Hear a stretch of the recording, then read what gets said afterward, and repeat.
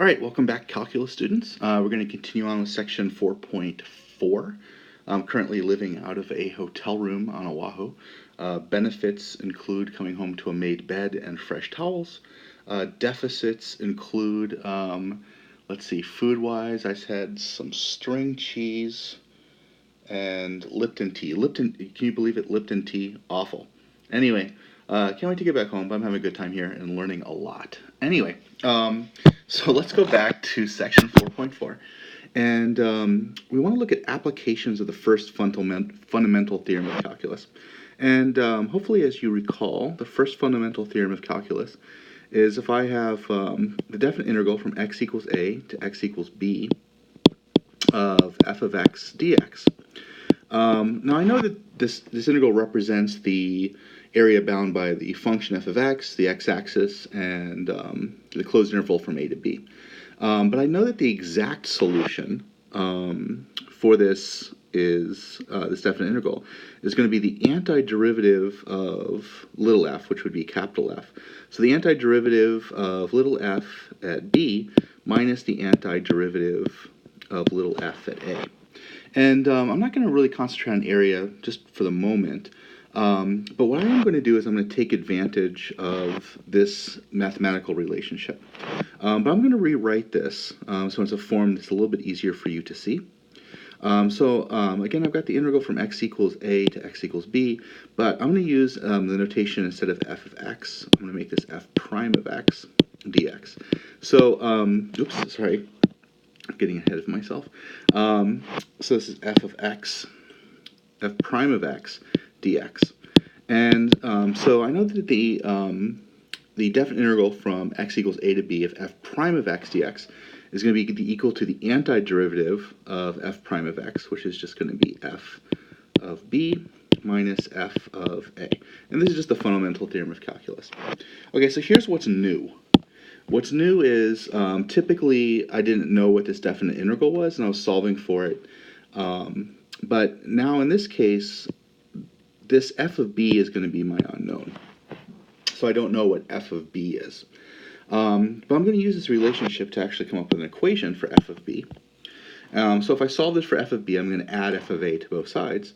And I get f at x equals b is going to be equal to f of a plus the integral from a to b of f prime of x dx. And so all I'm doing here is I don't know what f of b is, so I'm using the relationship of the first fundamental theorem of calculus, and that relationship is, going back up here, is that the definite integral of a derivative is going to be equal to the antiderivative at b minus the antiderivative at a. But in this case, I don't know f of b, so that's what I'm solving for. Okay, so let's look at a practical application of using this. So for example, let's say I have a particle in motion, so it's a physics problem. No, let's not do that yet. Okay, so let's do, I'm given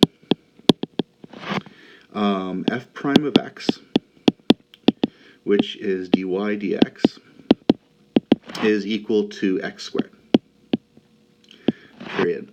And I know that f of 1 is equal to 5. So this is a known point. And I want to find f of 3. Okay, now we actually already know how to do this in a way. I'm going to do it over here on the side. Because I could have actually done this problem in section 4.1. So I know that dy dx is equal to x squared. So I'm going to separate my variables, and I get dy is equal to x squared dx. I'm going to integrate both sides, and my y is equal to x cubed over 3 plus c. And then I'm going to use my known point up here, and so I know that y is 5 when x is 1, so that's 1 cubed, which is 1. So if I solve here, then c is equal to 5 minus 1/3, which is 14 thirds. So I get f of x, which is equal to my y, is going to be equal to x cubed over 3. And then this plus c was my general solution, but because I have a known point, I can come up with a particular solution, and I know that c is positive 14 over 3.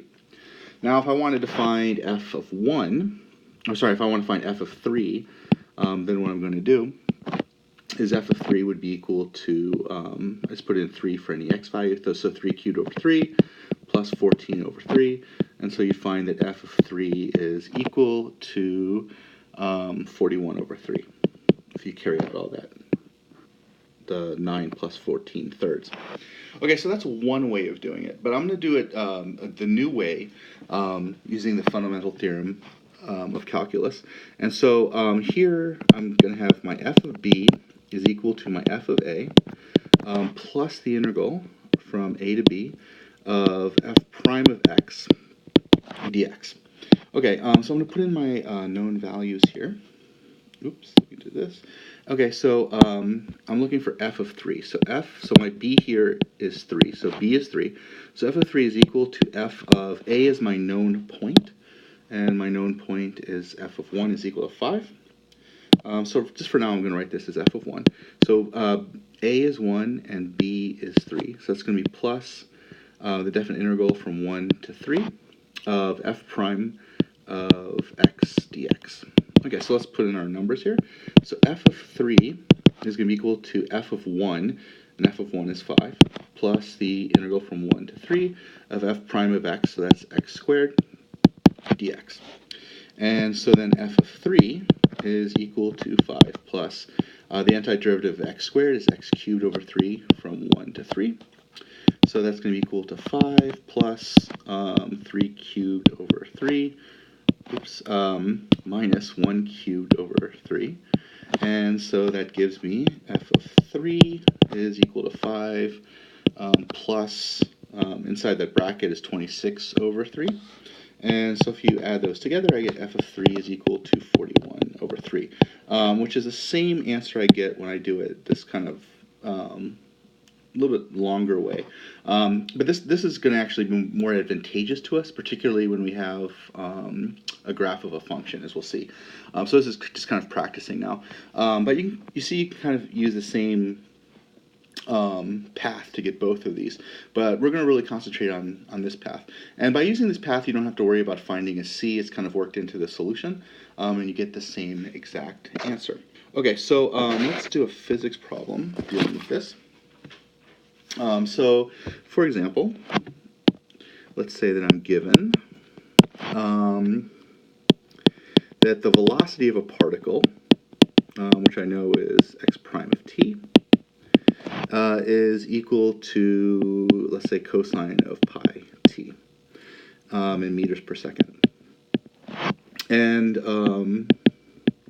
I know, so it's a known point, I know that my initial position, so x at time equals 0, is equal to 4 meters. And what I want to do is I want to find the position at 1/2 of a second. Okay, so what I'm going to do is I'm going to set up my second fundamental theorem, but I'm going to solve for x of b. So x of b is going to be equal to x of a plus the integral from a to b of x prime of t dt in this case, because this is in realm of time. And inside this integrand here, I'm writing this as x prime of t to be consistent with that second fundamental theorem, but it's also helpful to think about this as being the velocity as a function of time. So really what I'm doing is I'm using, instead of using the antiderivative, I'm using the definite integrals with the fundamental theorem of calculus in order to calculate x of 1/2. Now again, I don't need to do it this way in this particular problem, because what I could do is I could just integrate this and find x as a function of time, and I'm going to get the antiderivative of cosine of pi t plus c, and I use my known point to find c, and then I get x as a function of time, and then I put in the 1/2 and I get an answer. This is just more efficient, and let's look at that. So let's go ahead and start putting in our numbers.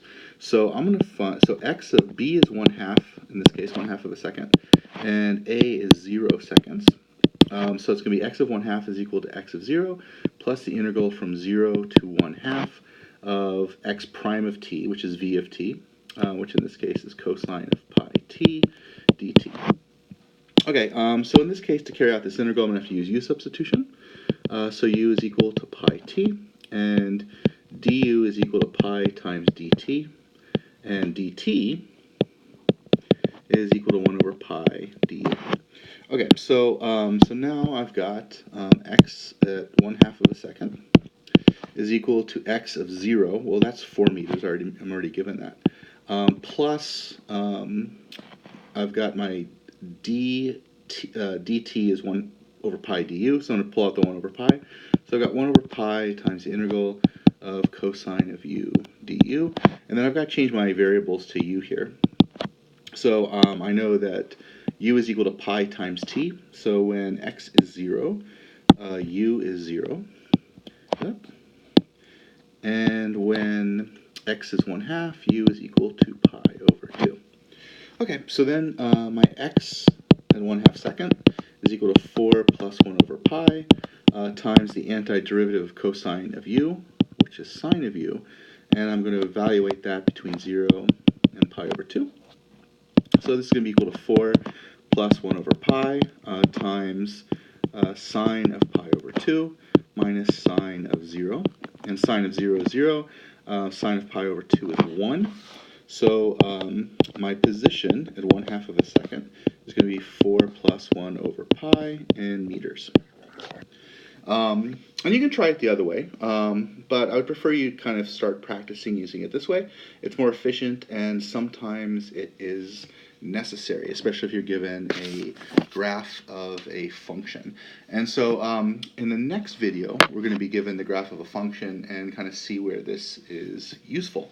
All right, I shall see you in the next video.